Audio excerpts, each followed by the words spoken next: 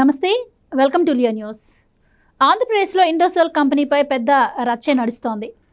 ఇండోసోల్ కంపెనీకి రైతులకు వ్యతిరేకంగా వాళ్ళు వద్దంటున్నా ప్రభుత్వం భూములు కేటాయించింది అని చెప్పి ప్రధానంగా వైసీపీ ఆరోపిస్తోంది. ఉలవపాడు వంటి ప్రాంతాల్లో 2 పంటలు పండే భూములను ప్రభుత్వం ఇండోసోల్ కంపెనీకి ఇస్తోంది.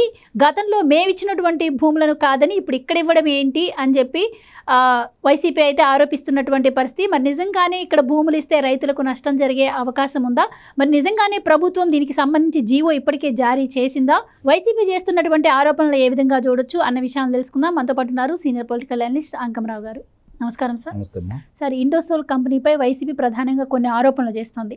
గత ప్రభుత్వంలో మేము రైతులకు ఆమోదయోగ్యమైన ప్రాంతాల్లో భూములు ఇచ్చాము, అక్కడ కొన్ని ఎకరాలు వాళ్ళు ప్లాంట్ కూడా ఏర్పాటు చేసుకున్నారు.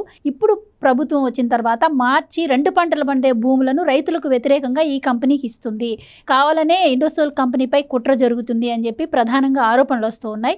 మరి దీనిపై ఇప్పటివరకు ప్రభుత్వం కూడా నుంచి ఎటువంటి స్పందన కూడా లేదు.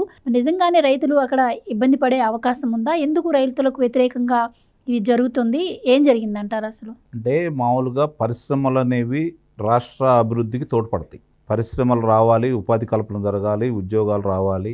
దానివల్ల నిజంగానే ఉద్యోగ కల్పన జరిగి మేలు జరిగిద్దంటే ఉత్పత్తులు ఏంటి అంటే ఏ పరిశ్రమ పెడుతున్నారో దానివల్ల ఆ ఉత్పత్తి ద్వారా రాష్ట్ర ఆదాయం ఎట్లా ఉంటుంది, ప్రజలకు ఏంటి ఉపయోగం, ఇవి కనుక ఒకసారి కనుక మనం ఆలోచించుకుంటాం అంటే దానికి సంబంధించినంత వరకు పరిశ్రమలు రావాలి. పరిశ్రమలు పెట్టాలనుకున్నప్పుడు కొన్ని ప్రాంతాల్లో అనువుగా ఉన్న ప్రాంతాలు ఎన్నిక చేసుకున్నప్పుడు అక్కడ ఉన్నటువంటి రైతుల దగ్గర తీసుకోవాల్సినప్పుడు అంటే ప్రభుత్వ భూమి ఉంటే పెద్ద ఇబ్బంది కాదు. ఇప్పుడు అమరావతి ఉన్నారు, భూములు సేకరించారు, రైతులకు ఇవ్వాల్సిన రైతులకు ఇచ్చారు, మిగిలిన భూమి వాళ్ళ దగ్గర ఉన్నప్పుడు వివిధ సంస్థలు కేటాయిస్తున్నారు, అక్కడ ఎలాంటి విభేదాలు అయితే ఉండవు.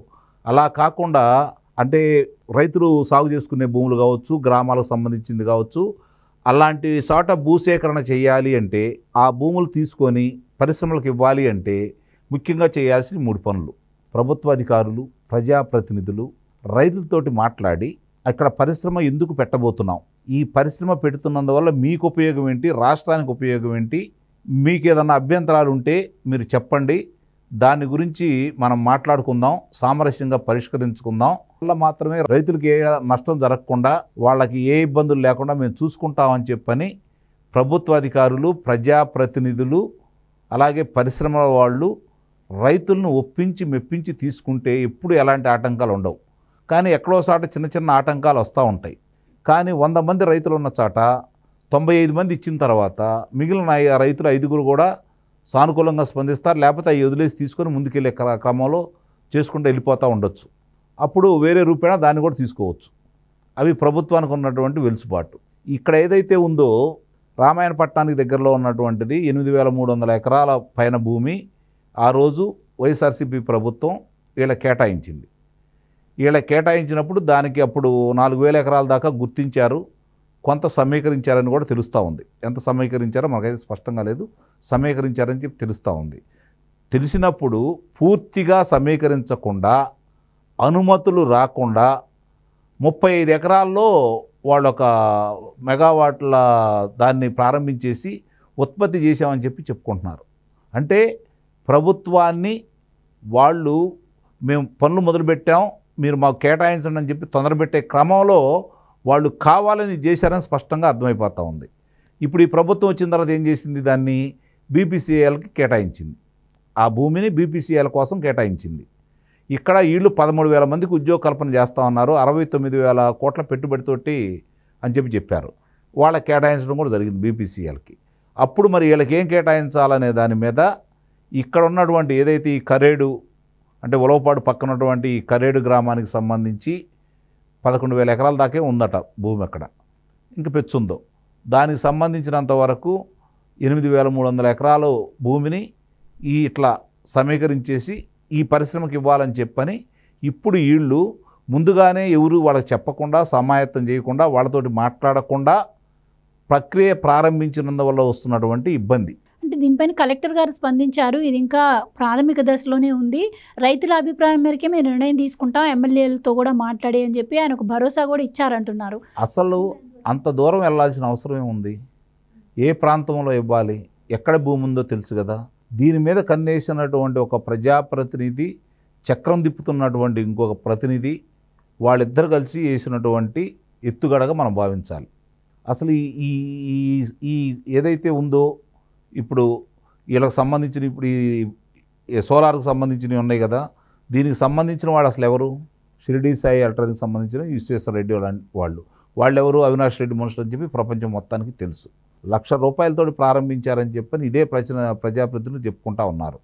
వాళ్ళకి అక్రమంగా వాళ్ళకి కేటాయించారని కూడా చెప్పుకుంటానే ఉన్నారు. మరి అన్నప్పుడు ఇప్పుడు వాళ్ళకి మళ్ళీ దాని గురించి ఈ కలెక్టర్లు కావచ్చు, లేకపోతే మిగిలినాడు కావచ్చు, అసలు ఎందుకు వెళ్ళాలి, ఎందుకు దాన్ని సేకరించే కార్యక్రమంలో ఉండాలి?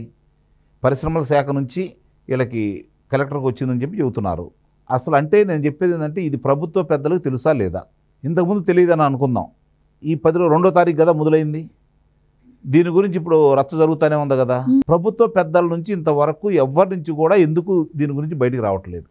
ఇది ఒకసారి ఆలోచించుకోవాలి. మొన్న పవన్ కళ్యాణ్ గారు కూడా వెళ్ళారు కదా అక్కడికి, మార్కాపురం. ఒకప్పుడు అదే జిల్లా, ఇది కూడా కందుకూరు కూడా, ఇప్పుడు నెల్లూరు జిల్లాలో కలిపారు. ఆయన దృష్టికి కూడా రాలేదా? నిస్సందేహంగా పవన్ కళ్యాణ్ గారి దృష్టికి వస్తే చంద్రబాబు నాయుడు గారు కానీ లోకేష్ బాబు గారు కానీ రైతులకు వ్యతిరేకంగా నిర్ణయం తీసుకుంటారని అయితే నేనైతే అనుకోను. వాళ్ళను కూడా తప్పుదోవ పట్టించే విధంగా ఏదన్నా ముందుకెళ్తుందా, దాన్ని నిలుపుతుంది ఎవరు, ఇది ఈరోజు ఆలోచించుకోవాలి. ఈ విషయంలో చాలా స్పష్టంగా నా దృష్టికి వచ్చినంత వరకు దీని గురించి ప్రభుత్వ పెద్దల్ని తప్పుదోవ పట్టించారని అయితే స్పష్టంగా అర్థమైపోతూ ఉంది. రెండోది, రైతులందరూ పూర్తిగా వ్యతిరేకిస్తున్నారు కాబట్టి ప్రభుత్వం, ముఖ్యంగా చంద్రబాబు నాయుడు గారు ఎట్టి పరిస్థితుల్లో కూడా దీని ఆమోదం తెలపరని అయితే నేను అనుకుంటున్నాను. రేపు ఎల్లుండిలో దాని గురించి కూడా బయటకు వస్తుంది.